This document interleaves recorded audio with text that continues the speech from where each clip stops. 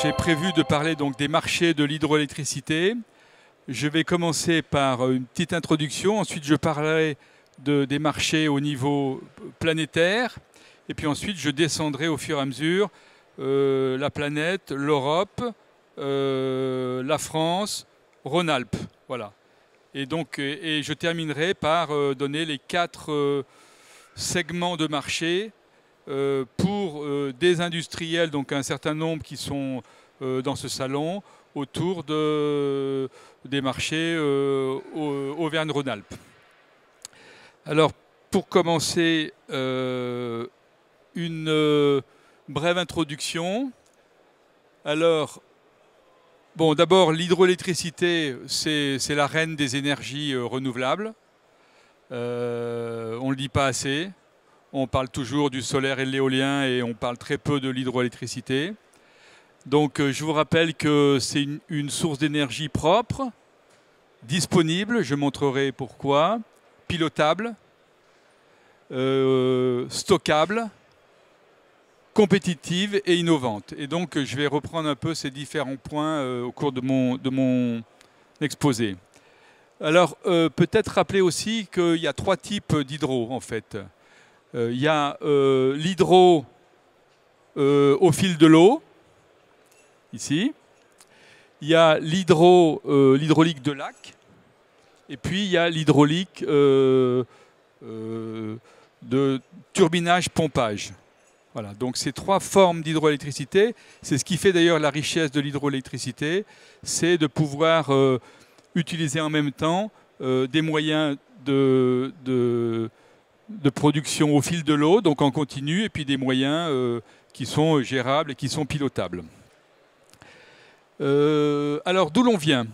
Donc là, je vous présente la situation 1970 à 2010 ou 2020, ça ne change pas grand-chose.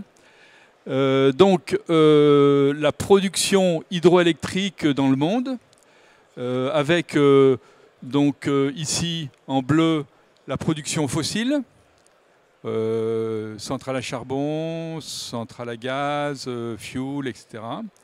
Et puis les 2 autres formes de production d'énergie, soit hydro, soit nucléaire. Alors c'est intéressant de constater que déjà l'hydro et le nucléaire, c'est des ordres de grandeur qui sont voisins en termes de production au niveau planétaire. Et puis ici en France, on parle beaucoup de transition énergétique et l'objectif c'est bien de supprimer les sources de production fossiles. Donc vous voyez ici le challenge qui nous attend. On est actuellement à cette situation-là et donc il faut pratiquement réduire à 0 cette partie-là si on veut lutter efficacement contre le réchauffement climatique. C'est bien ça l'enjeu.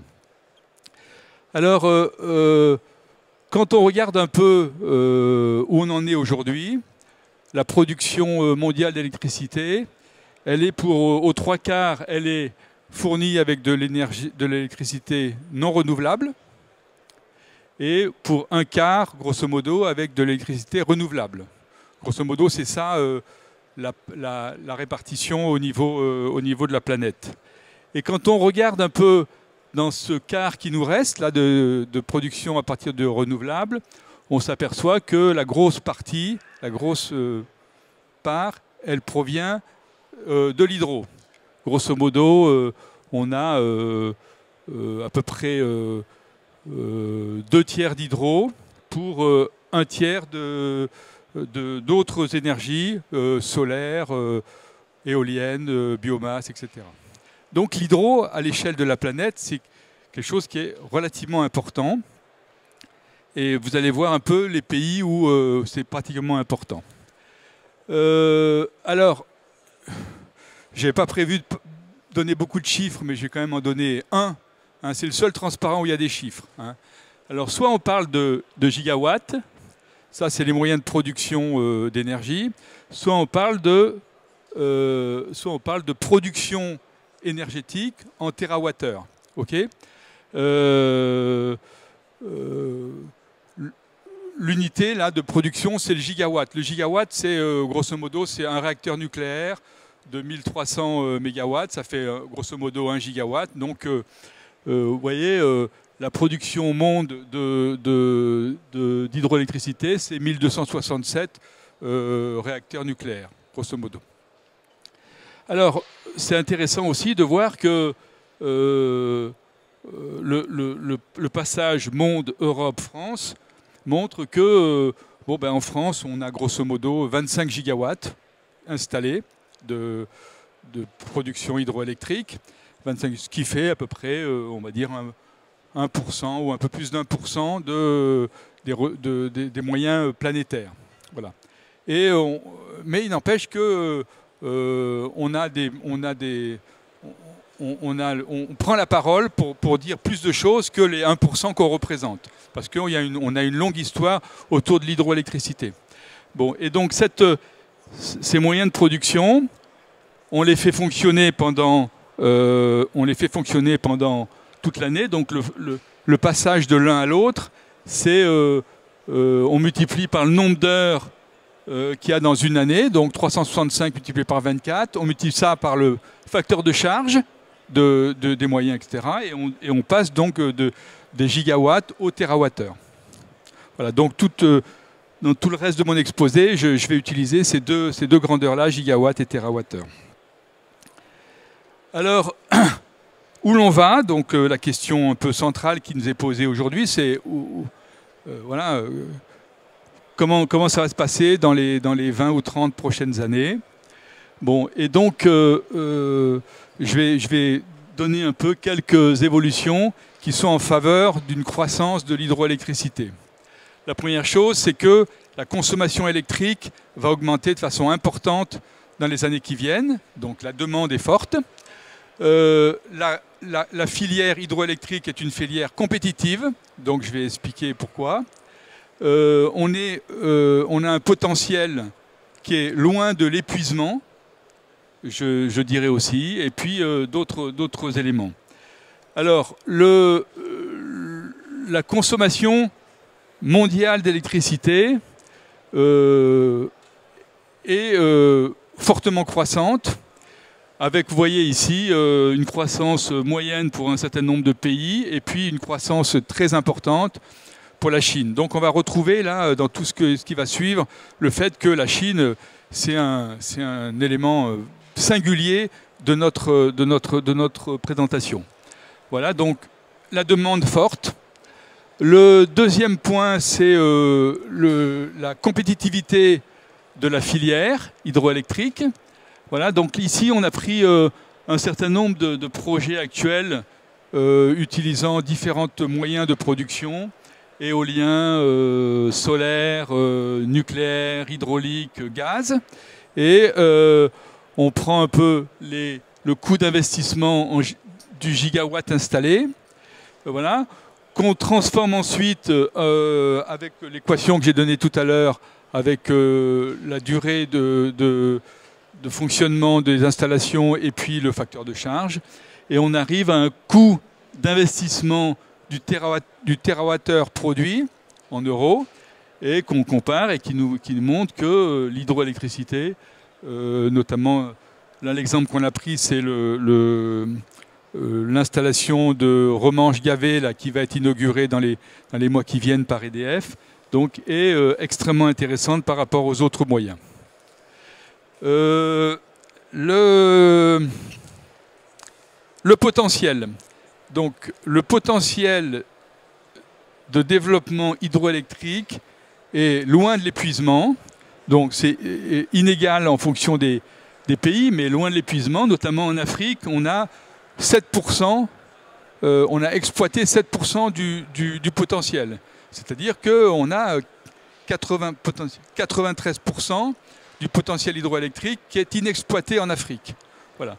Bon, dans nos pays, on n'est pas loin de la saturation, notamment en France, mais les marchés de l'hydroélectricité, pour les grands acteurs, sont des marchés à l'export. Voilà, donc ça c'est le deuxième point. Alors, ça donne quoi finalement? Ça donne ce résultat-là, donc l'hydroélectricité dans le monde. On a à peu près un quart qui est situé en Chine. Hein. Donc, pour donner un ordre de grandeur, donc, vous savez, en Chine, tout le monde connaît le barrage des Trois Gorges, donc, qui fait à lui seul donc, 22 gigawatts. 22 gigawatts, donc c'est l'ordre de grandeur de la production de l'installation hydroélectrique française, à lui seul. Hein. Et donc, il fait à peu près 100 TWh. Voilà, c'est plus que la production française. Ensuite, on a un autre quart constitué des ressources aux États-Unis, au Brésil, au Canada, au Japon. Et puis enfin, on a un troisième quart, Inde, Russie, Norvège, Turquie et puis France. Voilà. Donc voilà, et puis un quatrième quart qui est un peu le reste du monde des petits pays. Voilà. Donc la France n'est pas dans le peloton de tête en termes d'installation, etc., mais joue son rôle qui est un rôle historique. Alors ensuite, il y a d'autres éléments qui vont dans le sens du développement de l'hydroélectricité. Bon, donc une opinion publique qui est plutôt favorable, en tout cas dans les territoires et dans les campagnes, on voit l'hydroélectricité qui est fortement soutenue par les acteurs locaux. On a et puis une prise en compte des engagements de plus en plus importants sur les aspects liés à l'environnement. Voilà. Donc finalement, pour conclure sur cette partie-là, quelle est la situation un peu au niveau de notre planète, on a une feuille de route qui est donnée par l'Agence internationale de l'énergie pour l'hydro qui prédit donc un doublement des capacités hydroélectriques à l'horizon 2050. Voilà, doublement. C'est relativement important. Avec, vous voyez, comme on le dit ici, comme on le voit ici, donc des parts importantes pour l'Asie et notamment la Chine, une croissance moindre pour l'Afrique, et puis les croissances aussi en Europe et dans l'Amérique centrale et du Sud. Voilà. Alors après, si on regarde un peu plus en détail ce qui se passe au niveau de l'Europe, donc là vous avez le classement des 10 nations, des 10 pays qui sont leaders dans le domaine de l'hydroélectricité. Donc le premier, c'est la Norvège, suivi de la Suède et de la France. Voilà. Et puis vous avez des indications aussi sur les croissances, le taux de croissance annuel qui est prévu pour ces différents pays.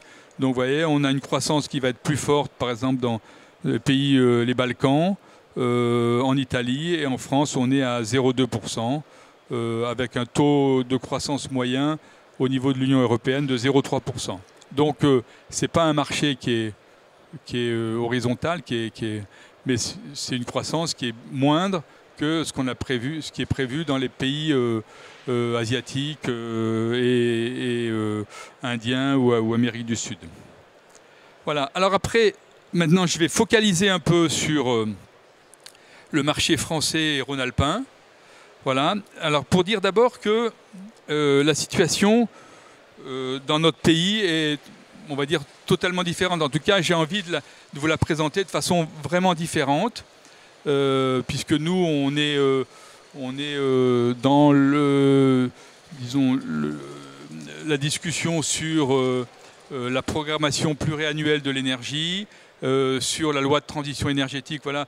Et donc, on est mobilisé sur toutes ces questions-là. Et donc là, vous avez une illustration de...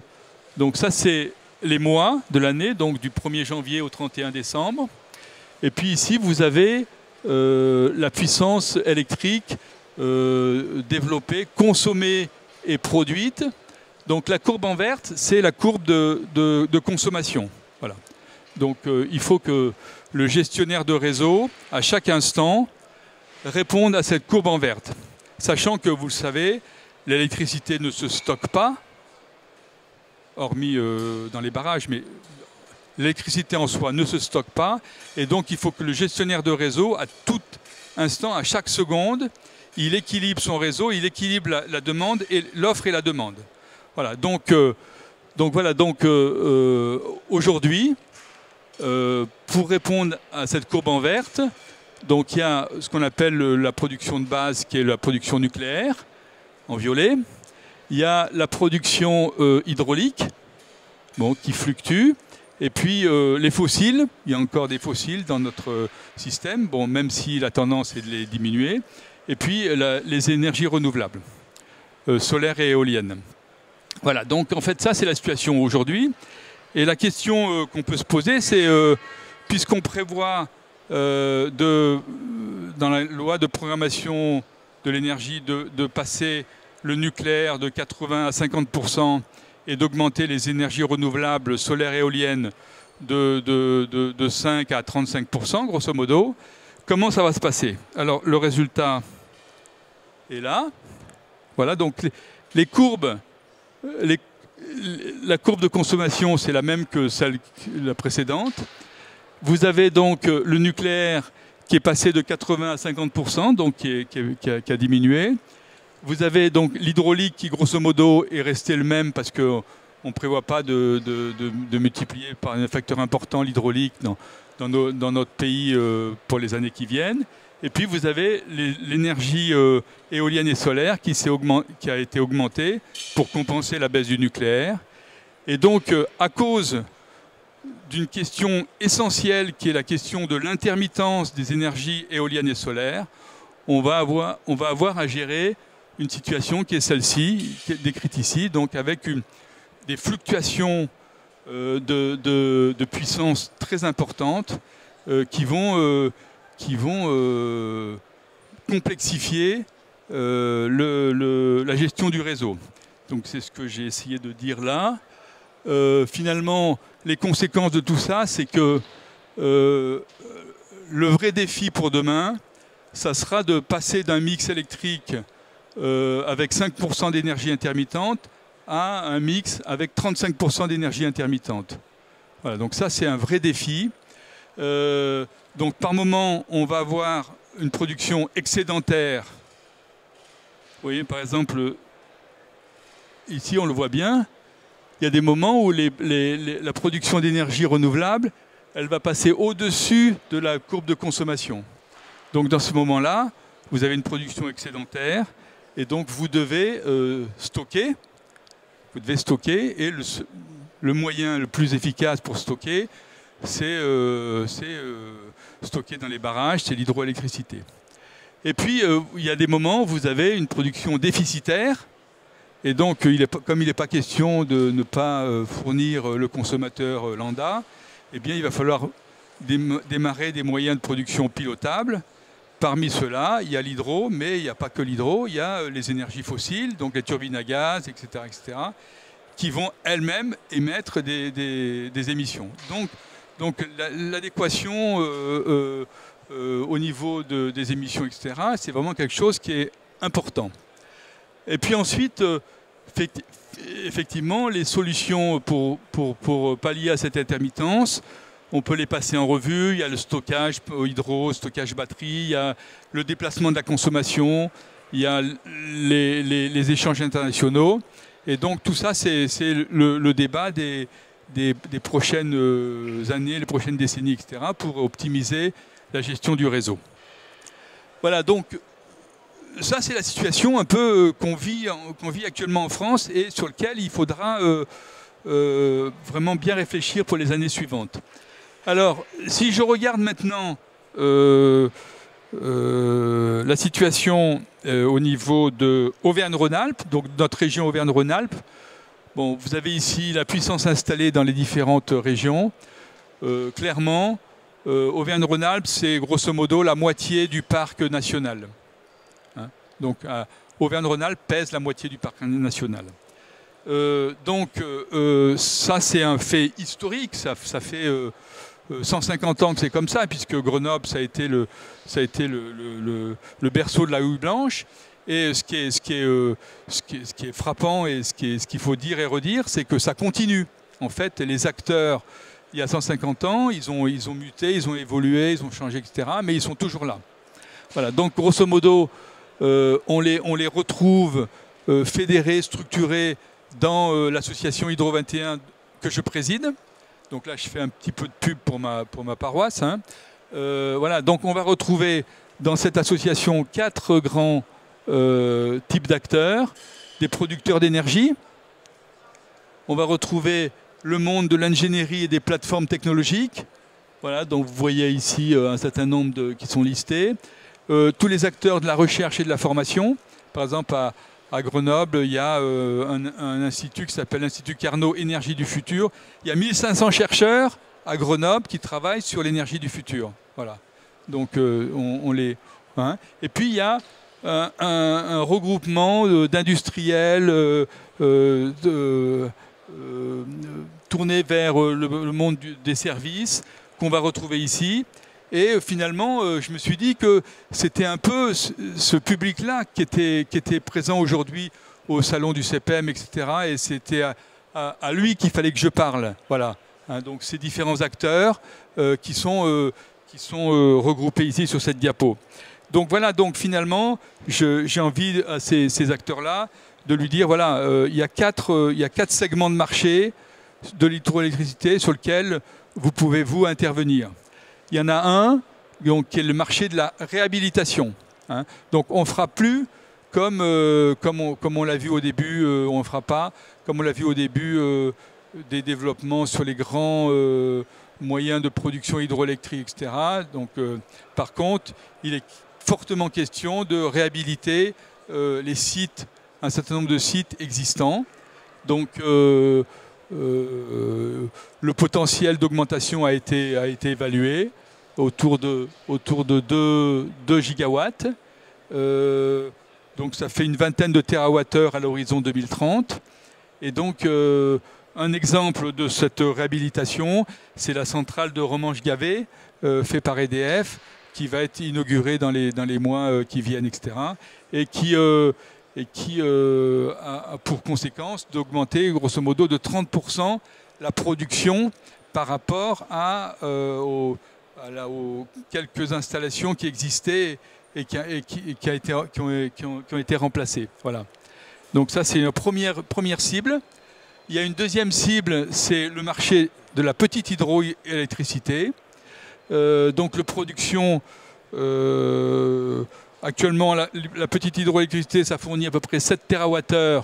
Donc il y a un potentiel de développement un peu moins de 2 TWh à l'horizon 2030, soit sur des nouveaux ouvrages, soit sur des équipements de seuil.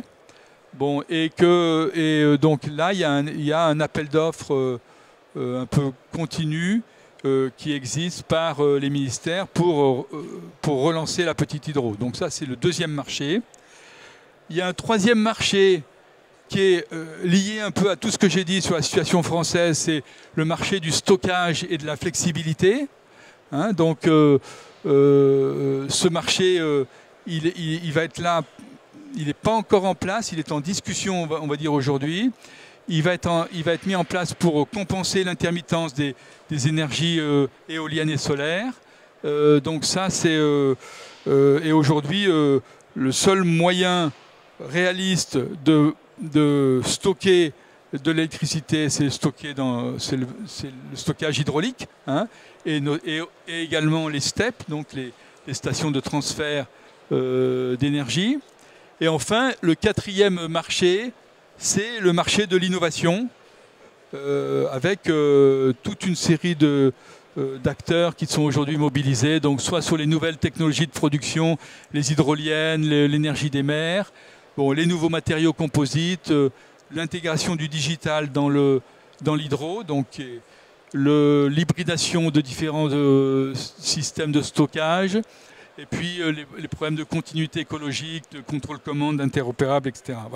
Voilà les 4 marchés que je vois, moi, pour les années qui viennent dans l'hydroélectricité, sur lesquels des acteurs, notamment un certain nombre d'acteurs ici présents, sont mobilisés. Et donc, pour conclure, je dirais que vous devez vous intéresser au marché de l'hydroélectricité. Il y a plein de business. Alors, bon, voilà, donc nous, on a parmi nos partenaires, on a des gens comme General Electric qui sont mobilisés à 95% sur les marchés à l'export. On a des gens comme Artelia, comme EDF, etc., qui sont également mobilisés à l'export. Donc, mais il y a un business très important sur la grande et la moyenne hydro.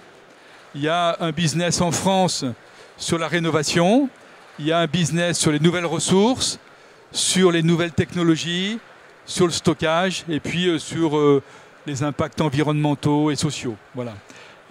Pour terminer, donc, pour les personnes qui sont intéressées, je voulais donner 2 informations. Donc, tout ce que j'ai raconté là, c'est largement décrit dans le livre blanc qui s'appelle « L'hydroélectricité du futur », donc que vous pouvez retrouver sur le site de Hydro 21. Et puis également la rubrique hydroélectricité de l'encyclopédie de l'énergie. Là, vous avez un site sur lequel vous allez retrouver une vingtaine, une trentaine d'articles faits par des experts. Hein. Et puis pour terminer complètement, je voulais rappeler les rencontres Business Hydro que l'on organise les 15 et 16 juin 2020 à Grenoble, au World Trade Center, voilà, qui sont un peu les rencontres d'affaires de la filière hydro. Et cette année, notre thématique, c'est la place de l'hydroélectricité dans la transition numérique. Voilà. Donc c'est ça la question centrale. Et on est en train de finaliser complètement le programme. Et j'espère que vous pourrez venir nous ou assister ou être présent en tant qu'exposant. Je vous remercie et si vous avez des questions, je vais bien sûr les prendre.